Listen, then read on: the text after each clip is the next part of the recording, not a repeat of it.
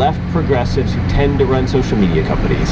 And so if you're, no one's going to get kicked off Twitter for promoting open borders or, promoting transgenderism or promoting anything or opposing nationalism or calling Trumpers fascists. Or that's, we got to understand that's part of this impetus behind, wow, we're, Section 230 is such a noble thing. I mean, there's winners and losers with this, whether you say it's a private company or not. But none of this has to do with free speech absolutism.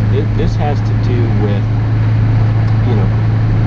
does Elon Musk have the right to run his company as he sees fit? Well, he does, and by purchasing the company, let's not forget that he took an SEC publicly traded company and took it private, which means he is basically the sole owner along with a few co-investors. So that means no more SEC filings in the future. That means no more 10Qs and 10Ks. And so, I mean, obviously, we do have some information about the deal itself, because when you buy an SEC company, there's a lot of disclosures required, the process required. But theoretically, going forward, unless he wants to tell us, we're not necessarily going to know how Elon Musk is running the algorithms or anything else in Twitter in terms of whether it's suppressing or boosting certain users. Well, and I think it is interesting too, I'm sure you've seen it, Jeff, that him tweeting out, talking about, I got in here and the situation was worse than I realized, the things they were doing, and he's deciding, I guess, whether to dribble that out to the public or not. So I guess there was more here than I had thought going into it. I was surprised by the likes this story had in terms of, okay, he took over Twitter, big deal, and just everyone's absolute freak out. First, the reason you're saying that, they lost their platform where they ran the show, and now that's threatened. But beyond that, too, to the extent that, if there are, bodies that he's going to expose, I guess some people might be pretty terrified of that as well. Yeah. Well, I just wonder how many Americans would be comfortable with, let's say, sort of a Rothbardian Walter Block conception of no defamation. That simply wouldn't be a tort under libertarian law. We would have a Wild West landscape where you could say just about anything on social media, maybe other than just, like literally threatening someone's life or threatening physical harm. You can see maybe that crosses over. But I mean, in terms of swear words, in terms of calling people horrific names, racist, anti-Semitic stuff, whatever it might be, just an absolute Wild West, and let the chips fall where they may, and that the harms that come from that, such as they are, ought not to be actionable in law. And so, the greater goal of a free and open society and open debate of issues is more important and overrides any of the, the hurt feelings or whatever that would come from just pure Wild West. I think most Americans would reject that, quite frankly. Right, so just to make sure the listeners have heard that case. So in terms of like a principled property rights approach, the one strain of thought, which you're alluding to, says you don't own your reputation, right? Like the esteem with which others hold me, that's not a piece of property that I can have. So if someone breaks into my store and throws gasoline and lights on fire, that's one thing. But if someone just goes around town saying, oh yeah, I bought a product from that guy's store and it didn't work, and even if they're lying, some hardline libertarians will say that's not a crime. Like, you could say the guy's a jerk, you could say he's immoral, a sinner, but that's not a criminal activity. He's just vibrating his vocal cords. He's not interfering with your physical property. You don't have a right to the continued patronage of the people in town, and if they fall for this guy's lies, who's falsely saying, your products didn't work. So again, it depends. Some of them gets more into a gray area, and what's the difference between, outright fraud, like if a store's advertising this is 10 kilograms of water and it's only 9, a lot of libertarians say that's aggression, you're lying. So, so that's kind of where it comes down to. But basically, yes, to say, if you just go around making up rumors about somebody and saying, I saw him cheating on his wife and you actually didn't, that's, some libertarians will say that shouldn't be a crime. And so then, in this kind of, but having said that, I mean, you can have a restaurant and just the restaurant could have a policy, you can't swear at the guy eating dinner next to you. You know what I mean? So it's not that we're going to call the cops and say he broke the law per se. It's that no, we have a policy here as to how diners behave in this private property. So it does get admittedly tricky. Like, how do you translate those principles to something ephemeral like online Twitter? But also, how do you translate them to an increasingly digital world? Rothbard, I mean, his biggest summation of this is Ethics of Liberty, which came out in the 70s, or I'm sorry, early 80s, but was mostly written in the 70s. So you say that's obviously pre-internet, pre-digital era. And under the Rothbardian idea, you know, let's say some guy punches me in the face in a bar, and you know, it's a glancing blow, it hurts, I'm embarrassed, my feelings are hurt, the next day I'm a little sore, but that's the end of it. Now clearly under Rothbard law, that's a physical invasion. I can go sue the guy. So in Rothbard land, there's not really such thing as crimes versus torts. That's all one thing together, and I can maybe get some money damages or something from him. But if that same guy happens to have a 10 million Twitter following, and he goes out and tweets something terrible about me that's false and defamatory, and as a result I lose my job, I lose my friends, I lose my wife and family, I'm out a bunch of income, you know, I have no recourse whatsoever against him because I didn't have a property interest in my reputation or family or future income or friends. I don't own any of those things. So, you know, that's, I think to a lot of people that's pretty unsatisfying as a result, right? I mean, that's a bad result from a Rothbardian legal take. Right, so that's why some people just flat out say, that's why I'm not a libertarian. Other people say, oh, well, you can't just reason, you know, do armchair logic. Like, in other words, some people who call themselves libertarians would just say, I don't go with Rothbard there, that, you know, he's kind of shooting from the hip and taking a few principles and extrapolating. You need case law, and you know, it's a spontaneous process by which the legal system finds what the principles are. So there's that element too. So on that one, yeah, you would have to come up with, I think, some plausible, you know, alternative principle, like legal principle involved. Just to give a quick example, analogy. So there's things like with, well, gee, if, you know, some 5-year-old kid wants to, you know, go with the guy in the van, you know, how can the parents stop them? And certain principles of libertarianism would seem to allow that, whereas I would say no, legally, like, you can't give informed consent if you don't, you know, if you don't understand the ramifications.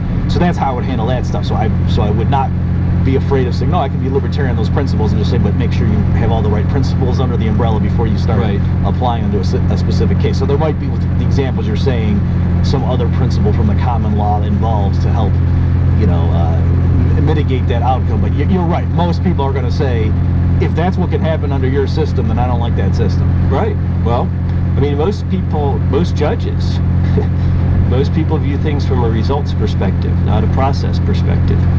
And we can understand that. I will say that apparently Musk has fired a significant portion of the staff at Twitter, including engineers, so he's really cutting on the cost side. On the income side, yes, he's lost a lot of big advertisers, at least for the moment. That sort of remains to be seen whether some of these more left-wing or liberal accounts will come back because they want the network effects or whatever it might be, or whether some of these advertisers will come back. But at the moment, it looks like they're not just cutting costs, but they're also losing income. But look, even when they had all those liberal advertisers or normie, you know, Fortune 500 type company advertisers, they were still losing money. I mean, let's start with that. We can look at their 2021 SEC filings. They lost almost $500 million as a net operating loss in that year. So this is already a company that was in some trouble. They were only generating, okay, about $5 billion in revenue. Now they were still losing money, but so they're making $5 billion roughly in revenue in 2021. Elon comes on pace $44 billion. So that's almost 9 times. Okay, normally in the M&A market, you're looking at, you know, an expensive purchase is, you know, 6, 7, 8, maybe 10 times earnings, not revenue. Okay, so he's paying 9 times revenue for this company. So first and foremost, I mean, that's crazy. Those are crazy numbers. Now he's supposedly on paper, between SpaceX, Tesla, and otherwise worth about 222 billion. So you say, well, okay, he can afford that 44 billion. But of course, on several occasions prior to this acquisition, he had sold Tesla stock to raise equity funds to buy the company. So he had sold a fair amount of his own Tesla stock for starters to come up with that 44 billion. But he also, unbeknownst to some people, he had some other equity investors. He had Saudi Prince bin Talon. He had Larry Ellison, who's famous from Oracle. So they kicked in several $billion themselves. So obviously they're believers in Elon's ability to turn this thing around. And then, of course, he also went out and borrowed about $13 billion in the credit markets. And this was from like Morgan Stanley and B of A. They did a little digging.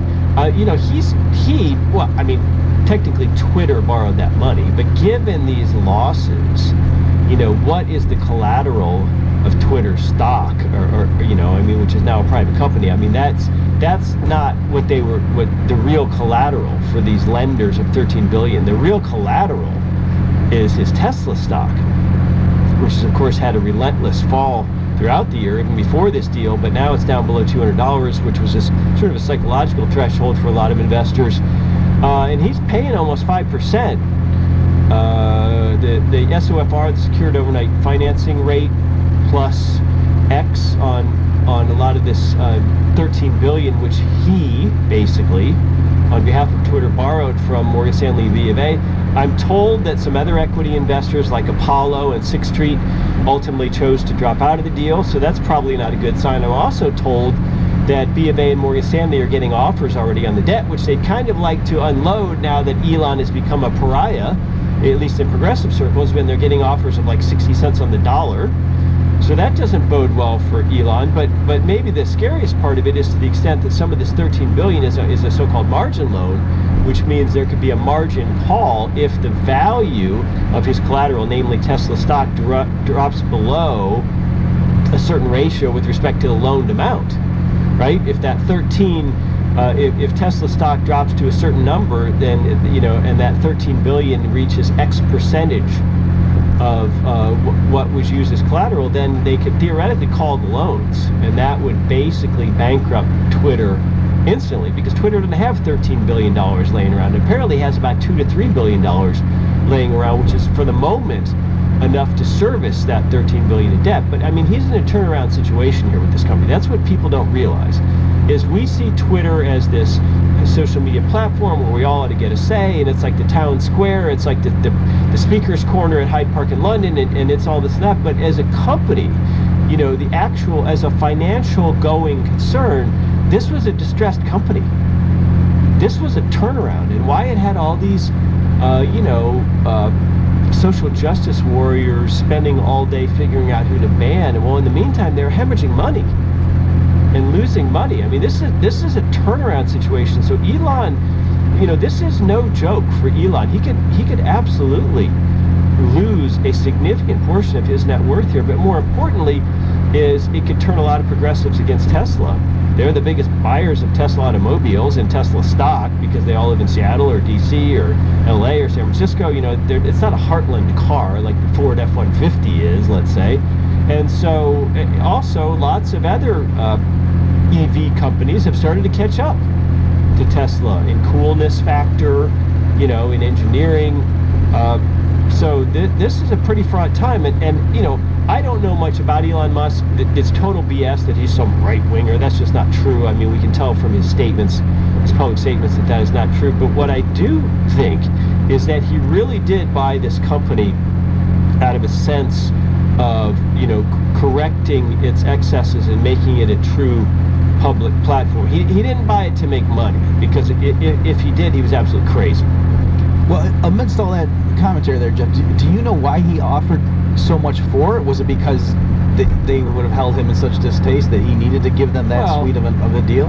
I mean, look, he was already a 9% owner, so he was already, had an important stake. But more importantly, look, this was a publicly traded company.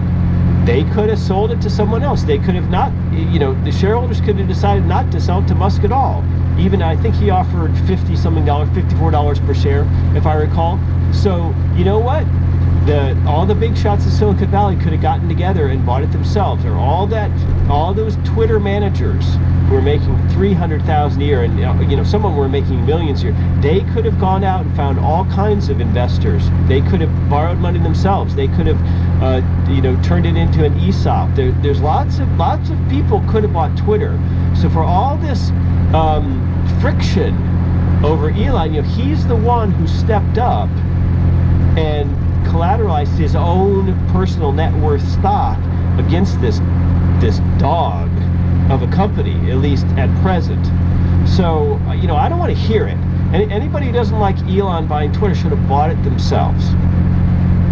Well, I did mention at the time when it happened that it was funny that going into it, for years people were complaining about the bias on Twitter and Facebook and blah blah blah, and the solution was always well, go start your own social media company. And then some people say, okay, we will, or people would say, come on, that's not realistic, we need to amend section 230 or whatever the argument was. I never heard anybody saying, why don't we just raise money and buy it and change the rules? And so it was just interesting to me that when Elon proposed that, all of a sudden, like, it's just in my circles at least, that hadn't even occurred to anybody that you could just go do that. It's kind of interesting. Well, there's a couple of schools of thinking on this. One is characterized by people like Peter Klein, our own senior fellow, who says, look, these dominant companies, you think because of the network effects nobody can really compete with Twitter. History shows otherwise. If you go back 10 or 15 or 20 or 50 years ago, a lot of the dominant companies, dominant players in the industry are today gone, bankrupt, don't exist anymore. MySpace is the famous example in the social media sphere, but even really big, powerful manufacturing companies like Sony. You go back to the 1990s, Sony was a dominant company. They were making 500-year plans in their internal management, which is a very Japanese thing, this sort of really super long-term view. And look at them now. They are a minor side player because Koreans and others came along and just ate their lunch when it came to TVs, and then they got behind the curve on personal devices, laptops and mobile devices, which they didn't realize were the future. So I do agree with Peter Klein. I don't think we need to treat Twitter, I don't think we need to change our libertarian view of monopoly and antitrust because the new digital reality just somehow has changed the landscape such that nobody can meaningfully compete. I don't think that's true. And I also wouldn't go so far as to say that Twitter ought to be regulated like a public utility, like the sewer and water in your town, for example, or the electric company in your town. Those are generally monopolies in most cities, but what the flip side of that is that they have to deal with a lot of both your local, state, and federal regulatory regime. That's sort of the price you pay for being the monopoly provider of electricity, for example. Obviously, we don't like that framework. We'd like to see competition, and it's easy to argue, well, yeah, but because there's all these pipes in the neighborhood, it just lends itself to a natural monopoly. I don't think that the internet or digital age changes any of that. What I do think it changes, though,